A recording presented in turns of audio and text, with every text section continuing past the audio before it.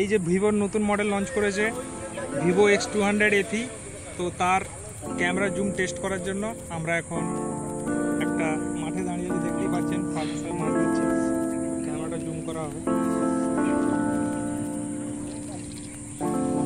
এখন 1x আছে।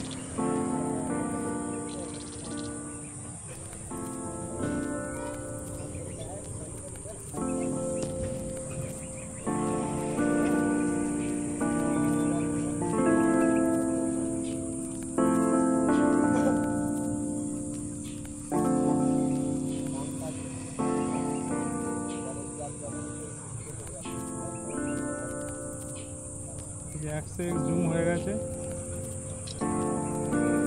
এখন বিকেলবেলা, সূর্যের সামনে মেঘে সূর্য ঢাকা, ছবিটা তুলেছি একশো এক্স জুমে।